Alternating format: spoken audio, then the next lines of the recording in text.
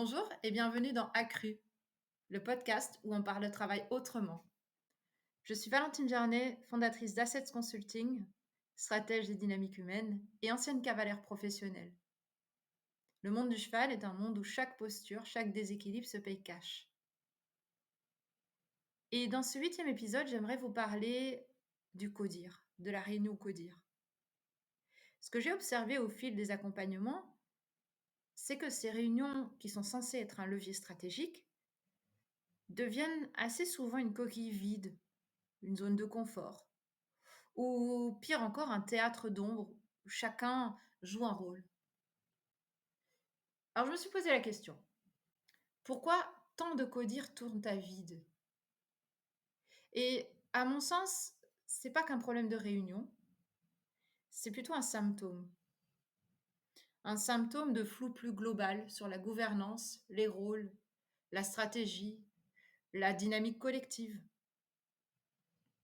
Alors, des codires défaillants, il y en a plein.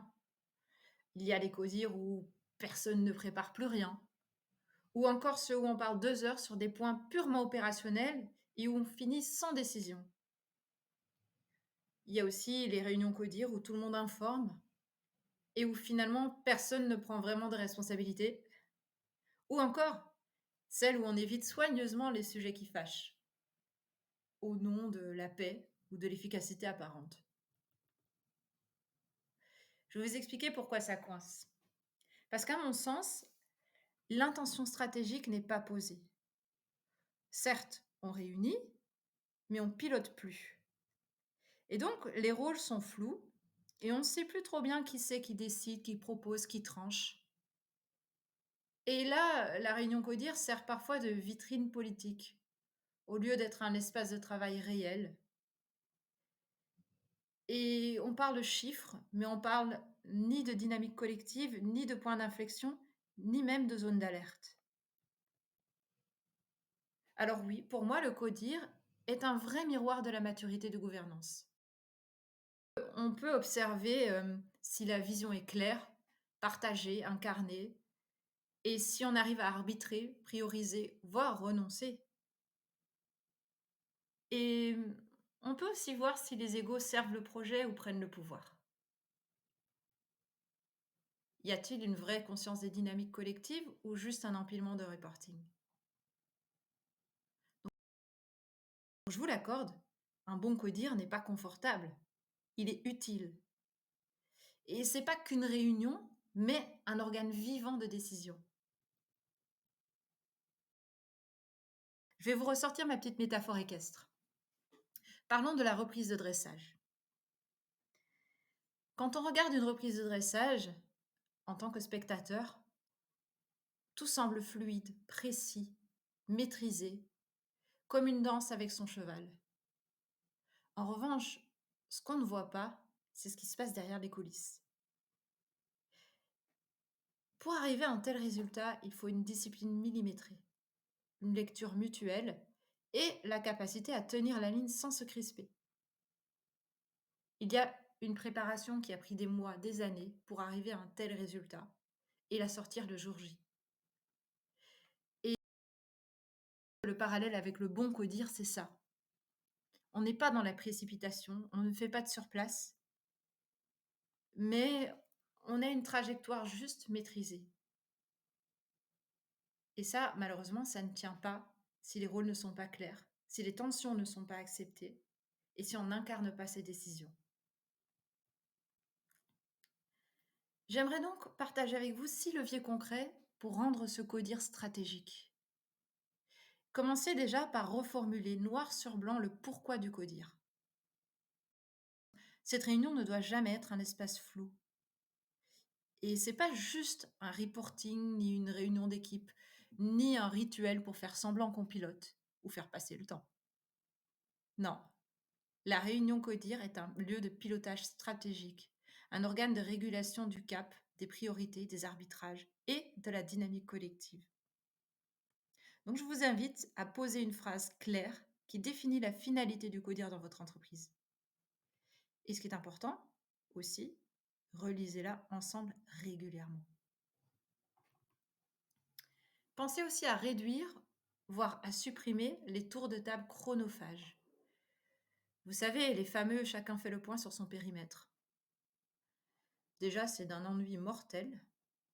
C'est rassurant, mais stérile. Et à la place, je vous propose que chaque membre vienne avec un point à faire avancer, une tension à poser ou encore une décision à soumettre au collectif.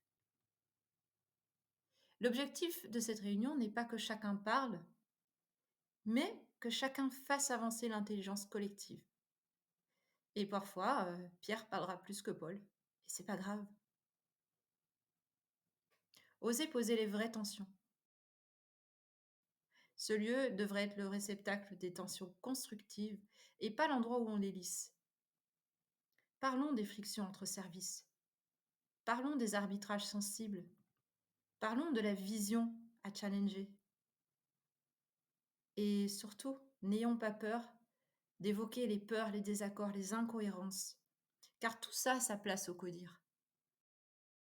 En tout cas, si c'est amené avec exigence et cadré par un processus de décision clair. Clarifiez également les rôles dans la décision. Beaucoup de réunions CODIR stagnent parce que tout le monde parle et personne ne tranche. Commencez par vous poser la question de qui propose, qui challenge et qui arbitre. Aussi, qui met en œuvre. Le triangle de la décision doit être lisible pour tout le monde.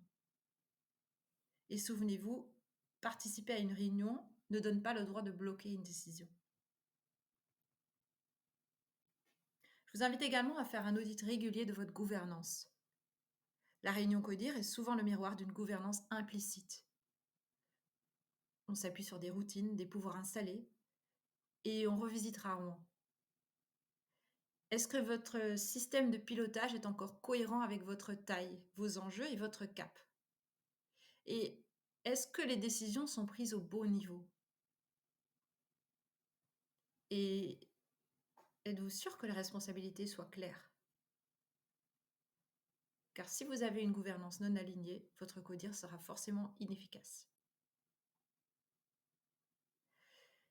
Osez mesurer vraiment la qualité de votre CODIR en vous posant les vraies questions.